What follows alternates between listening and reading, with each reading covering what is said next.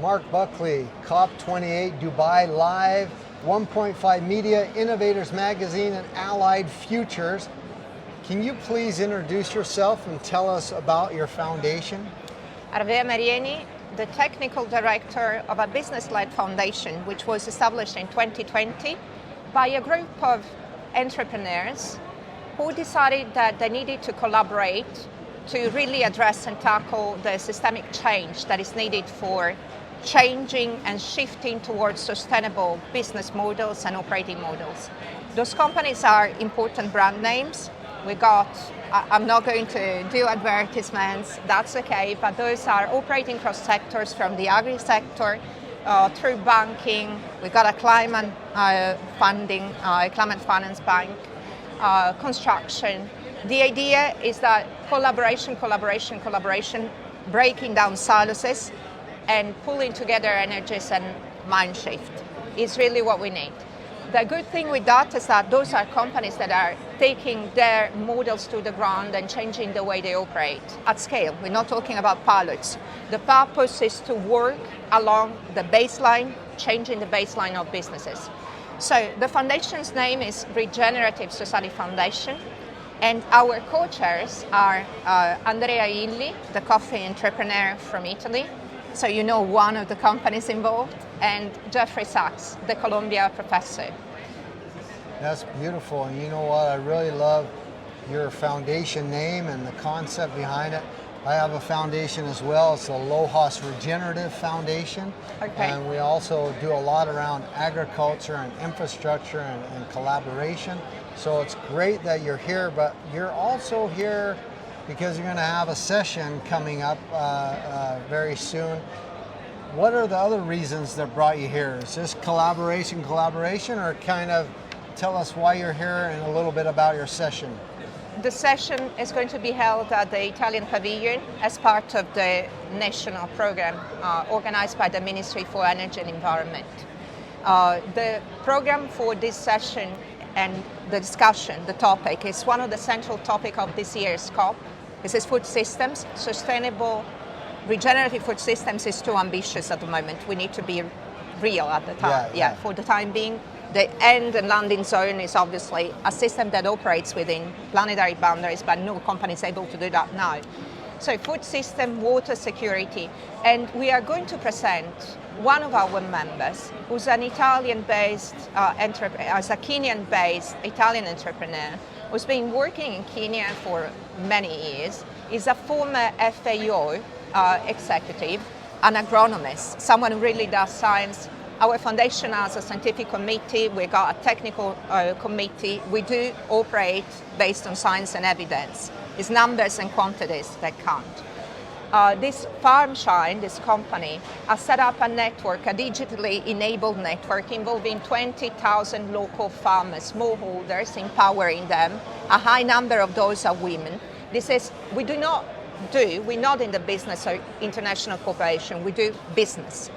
Our business models have to be sustainable financially. We have to be able to trade, to sustainably trade, and help the people we work with. Our companies pay, for instance, their suppliers between 10 and 30% more than the competitors. And this is globally. A coffee producing company which is sourcing from regenerative farm holders in Guatemala. Same thing for tomato sauce producing company in Italy. And we are going to present this beautiful project together with the EIT Food, the Institute for Innovation and Technology, which is part of the Commission, European Commission programs, with the executive director of the longest one of the oldest environmental organizations, ONG in Germany, the Deutsche Umwelthilfe, Sascha Müller-Kraner, who is also a very recognized personality in the environmental scene in Germany. And there will also be an address by Commissioner Sinkevicius opening the panel. And we will have many more guests, and you are welcome. But above all, I am very glad to announce that we partnered with Allied4Future. What is this? It's a new initiative organized under the framework of Knowledge for Innovation, which is a very important network operating throughout, across and with the European Parliament. They held about 500 events over the past 15 years. And in their governance, in their board, there are many long-standing members of the Parliament, MEPs. Allied4Future is bringing forward the efforts of Knowledge for Innovation in the space of innovation and sustainability, bringing together the digital and green transition for tackling the extremely important gap in finance. How do we change these flows of money that are being pushed towards unsustainable business models that are breaking our system? Sorry, I was too long.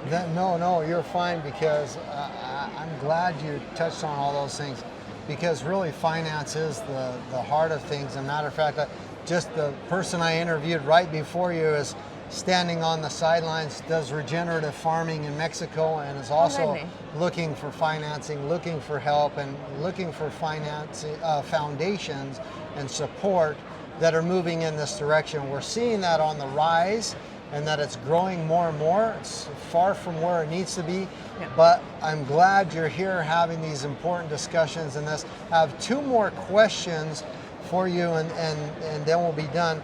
The first one is a meme. We're doing a cup half full is a meme, but we have a twist. It's a COP28 half full. What's your optimistic perspective now that you have impressions of the COP28?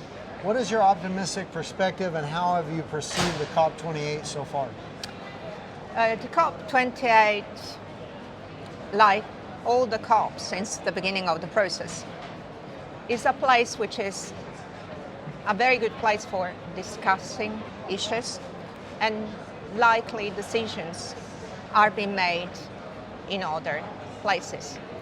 And this is also positive in a way, because in the last years, since 2020, with the unconditional pledges made by, for instance, the European Commission, and followed by the UK, China, Korea, even the IRA of the United States, the process has become an industrial process, has become an economic process.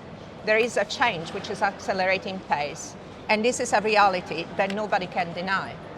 Now, are we going to be able to redesign the framework of rules that are necessary for reshaping the economy? Partly, yes. Yesterday there was good news from the COP. I read and I heard that the WTO announced and put forward 10 points, a 10-point suggestions, 10-point plans, 10-point program to redesign the trade flows internationally. CBAM, carbon taxes, procurement.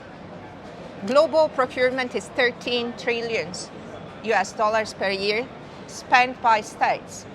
If we manage to change the way states spend, this will be an important leverage for change. I work in the space of public procurement of innovation also within Europe, and I support the work done by the Directorate General for Growth, for Internal Market of the European Commission.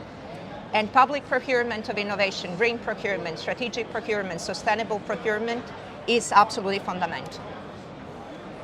Thank you so much. Last question that I have is, is the most important one, and I want you to keep it short. It's the hardest one, so it might be hard. What does a world that works for everyone look like for you? Not for your foundation, just for you personally. A place in which... A world that works for everyone look like for you? A world that works for everybody is a world where we can live sustainably with the resources that planet Earth offers us, and we allow ecosystems the time to regenerate.